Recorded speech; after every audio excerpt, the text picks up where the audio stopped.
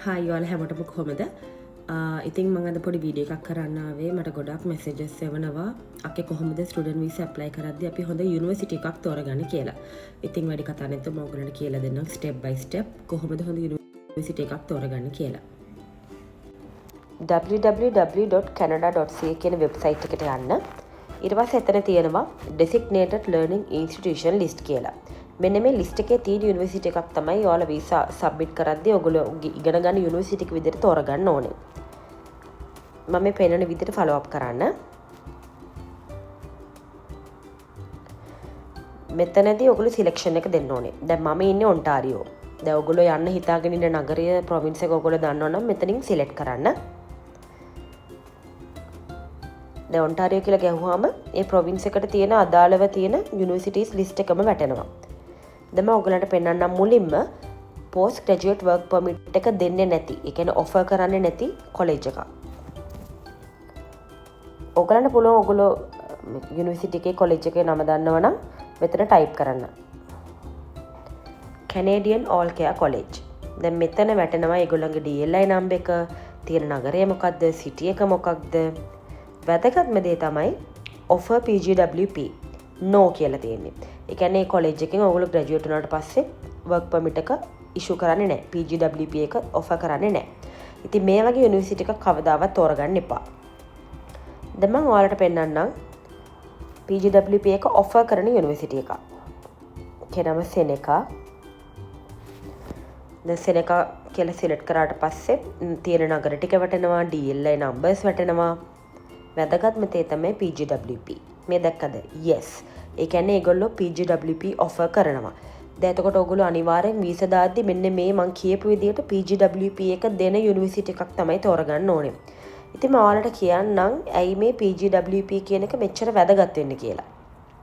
දැන් ඔයාලා හිතන්න දැන් ගොඩක් වෙලාවට ඒජන්ට් කෙනෙක් හරහානේ අපි වීසා දාන්නේ. දැන් ඒජන්ට් ගාවට ගියාම ඒජන්ට් දෙන්නේ එයාලට වැඩිපුරම කොමිෂන් හම්බෙන යුනිවර්සිටිස්. ඒ කියන්නේ දැන් උදාහරණයක් විදිහට ගත්තොත් දැන් එයාලට දැන් යුනිවර්සිටි එකක් තියෙනවා කියලා හිතන්නකෝ. ඒ යුනිවර්සිටි එකට එයාලා ළමයෙක්ව සෙට් කරලා දුන්නොත්, ඒ කියන්නේ ළමයෙක්ව වීසා දාන්න මේවා කරලා දුන්නොත් එයාට ඒ කොලෙජ් එකෙන් හම්බෙනවා ලොකු කමිෂන් එකක්.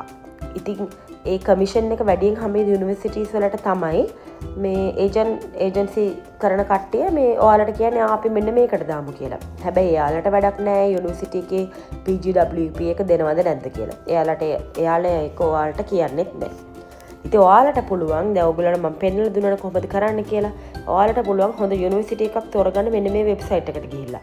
දැන් ඔයාලා අපි හිතමු දැන් මම ඉස්සෙල්ලා පෙන්නුවේ PGWP දෙන යුනිවර්සිටි එකක් සෙනෙකා කියලා. සෙනෙකා කියන එකෙන් දැන් ඔයා කැමති ප්‍රෝග්‍රෑම් එකක් තෝරලා ඔයාට පුළුවන් ඒජන්සියට ගිහිල්ලා කියන්න ඒජන්ට් මට මෙන්න මේ යුනිවර්සිටි එකෙන් ඔෆර් එක මෙන්න මේ ප්‍රෝග්‍රෑම් එකට අරන් දෙන්න කියලා. එහෙම කිව්වහම ඒජන්ට් මේ යුනිවර්සිටි එකට කොලෙජ් එකට කතා කරලා මේ ඔෆර් එක ඔයගලන්ට අරගෙන දෙනවා.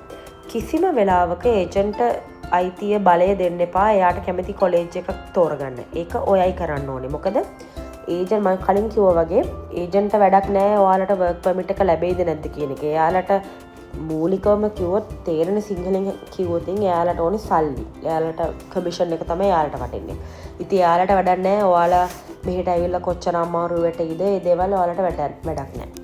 දැන් මම අමාරු වෙටයි කියලා අදහස් කරේ දැන් ඔයාලා හිතන්න PGWP දෙන්නේ නැති යුනිවර්සිටි එකකට ඔයගොල්ලෝ ඉගෙන ගන්න එනවා. ඒ ඉගෙන ගන්න ආවට පස්සේ දැන් ඔයාලා ස්ටඩීස් කම්ප්ලීට් කරනවා. කම්ප්ලීට් කරාට පස්සේ ඔයාලට වර්ක් පර්මිට් එක ලැබෙන්නේ නැහැ. ඊට පස්සේ ඔයා මොකද කරන්නේ? කිසිම දෙයක් ඔයාලට කරන්න නැහැ. ඔයාලට ඉමිග්‍රේෂන් පේපර්ස් හදාගන්න විදියක් නැහැ. ඔයාගේ ස්ටේටස් එක හදාගන්න විදියක් නැහැ. PR පාත් එකට යන්න විදියක් නැහැ. ඉතින් ඔයාලට තියෙන එකම ඔප්ෂන් එක තමයි ආයිත් PGWP offer එක දෙන යුනිවර්සිටි එකකට ගිහිල්ලා ඉගෙන ගන්න එක. ඒ කියන්නේ ආයි ඩබල් පේමන්ට් කරන්න වෙනවා. පොඩි ගාණක් නෙමෙයිනේ. රුපියල් වලින් ගත්තොත් රුපියල් ලක්ෂ 30ක් 40ක් ඔයාලට වියදම් කරන්න වෙනවා.